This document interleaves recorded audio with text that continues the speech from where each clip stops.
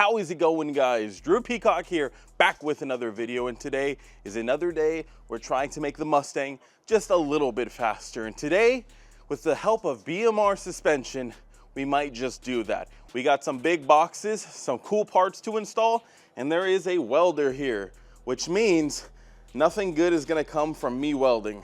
So stay tuned for that. Anyways, let's look what we have in the box. Ooh. Okay, look at these pretty things. Oh, I almost feel bad for what I'm about to do to you guys. I almost feel guilty for what's about to happen. So if you don't know what you're looking at, those are weld-on subframe connectors. Essentially, that's going to connect the front of the vehicle to the back of the vehicle, which is going to limit chassis flex. It's gonna make the car much more rigid and just structural. And it's also gonna help lower our center of gravity just a little bit, which will be nice when promoting some weight transfer. Since it's behind the front wheels, it should help just push more weight back this way. But this is just one of the things. We are waiting on another box to come, which will help lighten up the front end even more. So let's fully unbox these and get a good look at them. Holy smokes, these are pretty as shit.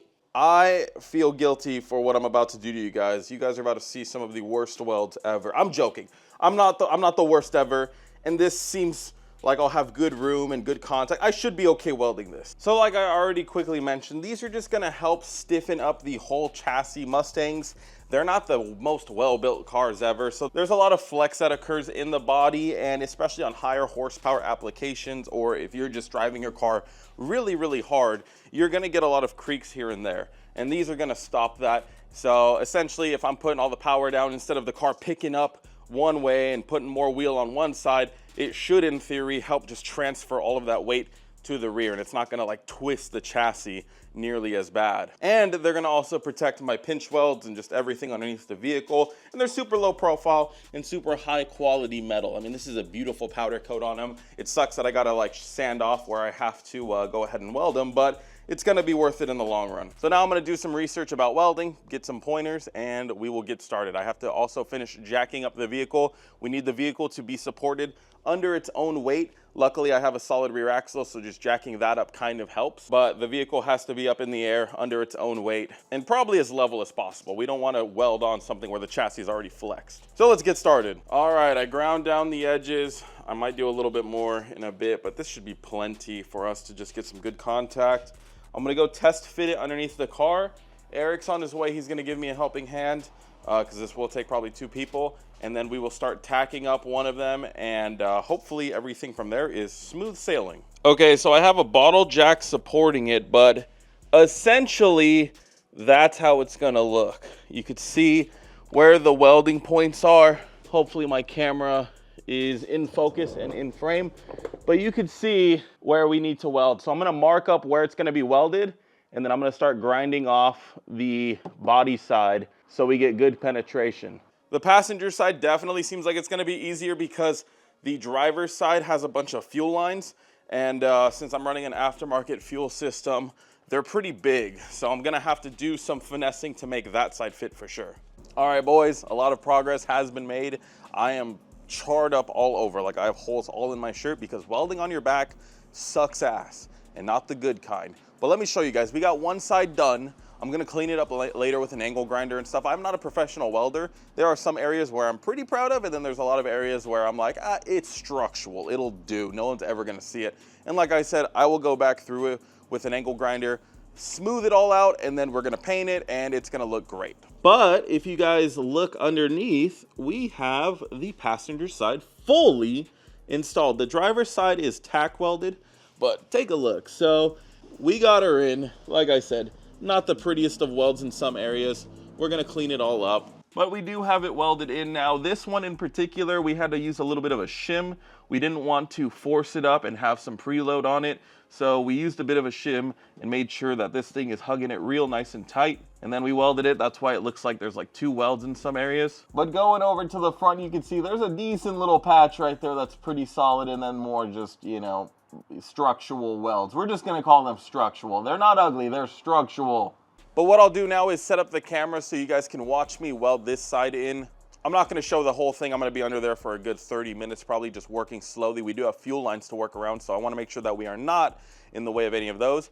But we're going to just work our magic, make sure that the car is structural and sound, and everything is installed nice and safely.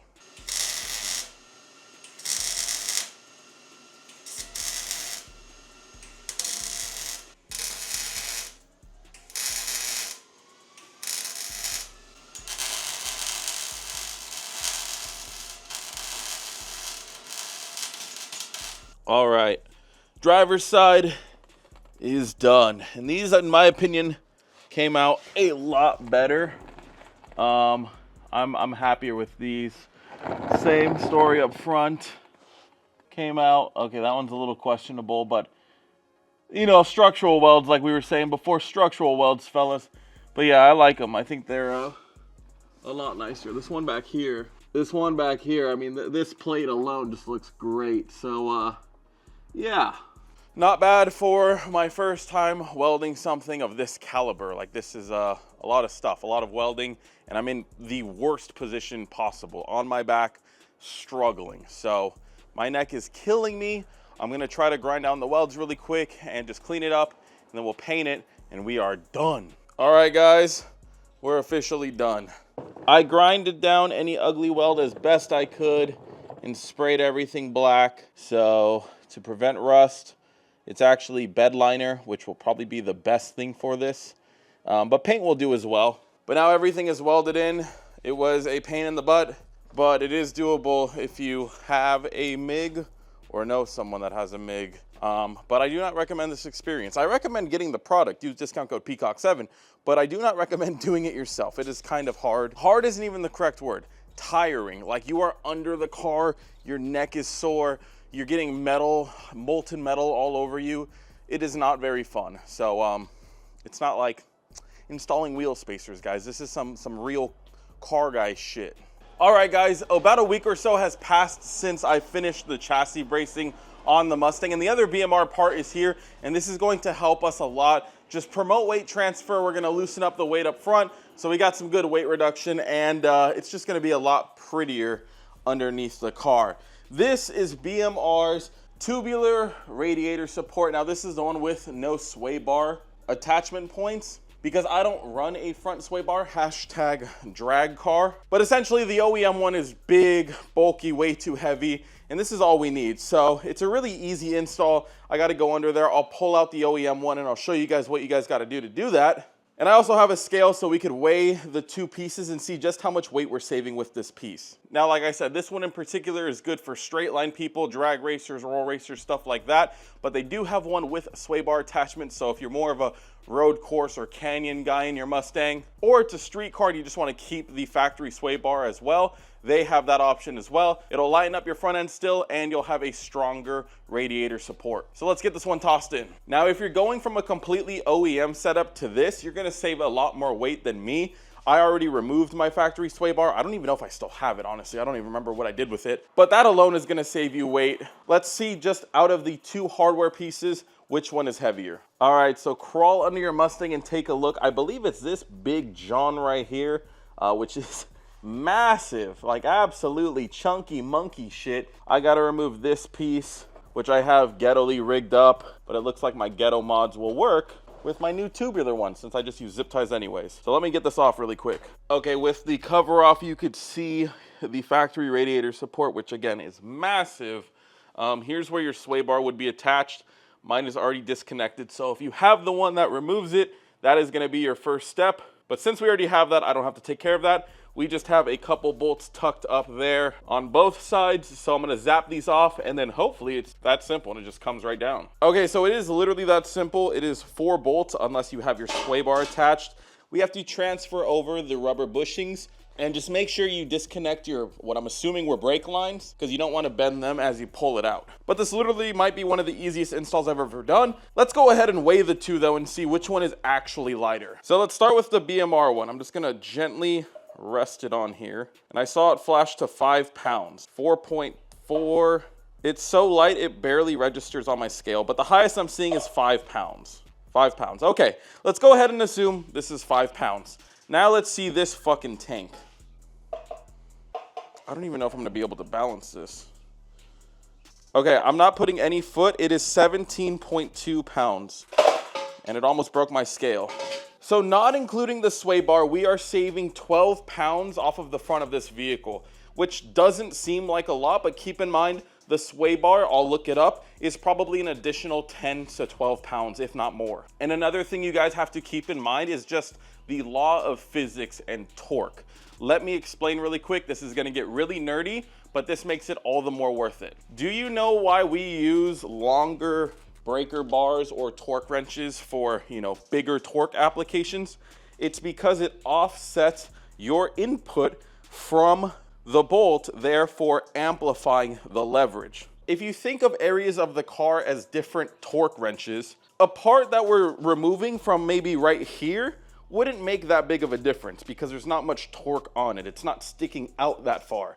But a part that's sticking out this far in front of the wheels that we're removing, well, all of that extra torque, all that extra leverage is now freed up, therefore amplifying just how much we took off. Yes, on paper we took off 10 pounds, 12 pounds, whatever you want to say, not including the sway bar. But since it's hanging so far forward where the radiator sits, it's probably some of the most crucial weight we could have removed to help promote weight transfer. This and the battery relocation that we recently did are both crucial, but dare I say this might be just as important, if not more beneficial, because of where it sits. The battery typically sits here, on the other side, but it's behind the wheels. It's behind what needs to go up, so it's not really helping out all too much. This is sitting way out front, so all of that leverage is now just reduced, and we have a lot more freed up energy. Again, super nerdy, but if the thought of saving 12 pounds plus your sway bar doesn't excite you, that should. Anyways, I'm gonna get the new one tossed in and I'll show you guys what it looks like. It's literally 4 bolts, anyone can do this. All right guys, check it out. Everything is installed. Way more room here too. So if you're just looking to free up a lot of room, BMR products do that. They make it super easy, especially I could imagine someone that has like a twin turbo setup. You need all the room you can get. Their K member made it so much easier to access literally anything. You could stick your hand through damn near everything.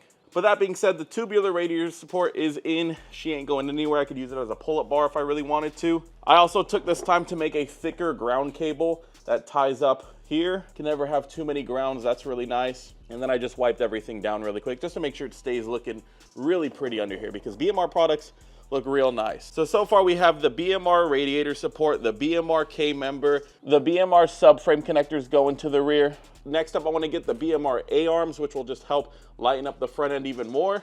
But this car is just a BMR monster at the moment. Like this, I can imagine it's gonna be popping wheelies looking like this once we get it set up completely.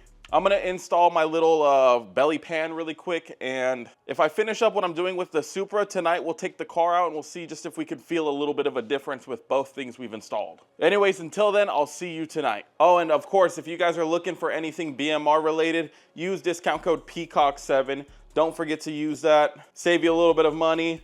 And who doesn't like saving money? It's free. Just type it in. PEACOCK7. Save yourself some money. Now, instead of going out in the middle of the night and trying to get some accurate hits on the car, I took it to the track. I did the responsible thing, took it to the track, and had free reign over going crazy. And let me just say, this thing was able to consistently put the power down to the ground after like a 40 roll. For most of these runs, I'm starting in second gear, and all of the weight you feel just launched straight back. You no longer feel like a twisting sensation. And I think that's because of the subframe connectors.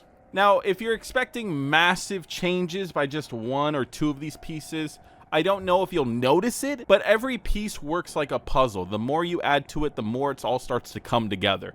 And by using discount code PEACOCK7, you'll be able to afford that much easier. Anyways, the car did great at the track. If you want to see the full video on that, go ahead and check it out. I will link it down below, but check out BMR suspension. This stuff definitely works. I can notice a difference from where we started to where we're at now, and once we're done, it's only gonna get better. Anyways, check out the rest of these races. Let me know what you think. I'm gonna give this Mustang a 10-car head start. Let's see if we can reel them in.